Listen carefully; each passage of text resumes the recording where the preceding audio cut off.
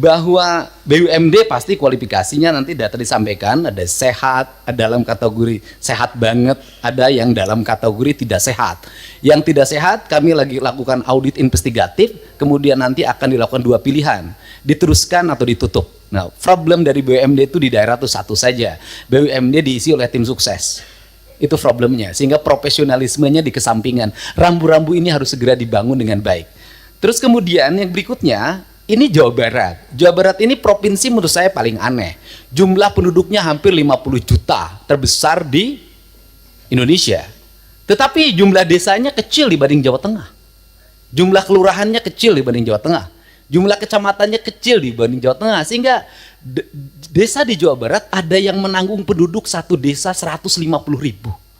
Nah, komposisi dana desa itu pendekatannya tidak seperti itu. Tetap saja pendekatan-pendekatan normatif daerah ini yang harus segera dilakukan evaluasi ini. Dan kemudian yang berikutnya adalah sudah juga semestinya Komisi 2 memelopori daerah desa yang sudah berubah karakternya menjadi kelurahan karena pertumbuhan industri, harus segera dibuat kelurahan tidak desa lagi, karena pendekatan kewilayahan sudah tidak relevan lagi dengan jumlah penduduk yang tidak monokultur, yang sudah plural.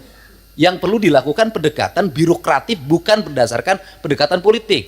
Ini yang harus dilakukan. Kemudian yang berikutnya adalah daerah menanggung beban apa lagi? Instansi vertikal seperti Kementerian Agama itu kewenangannya banyak banget, ngurus madrasah diniyah, madrasah sanawiyah, madrasah aliyah, masjid, pondok pesantren, tapi duitnya nggak bawa. Nah, pada akhirnya kalau gubernur tidak memenuhi, kalau bupati tidak memenuhi kebutuhannya, maka nanti akan dibenturkan dengan isu agama, tidak berpihak pada kepentingan umat. Padahal di satu sisi dia masih memiliki kewajiban-kewajiban terhadap sekolah SD negerinya masih roboh, SMP negerinya masih roboh, SMA negerinya masih roboh. Nah, problem seperti ini kalau dibawa ke wilayah politik DPR, maka kita akan mendominasi kepentingan ini dibanding kepentingan internal kita.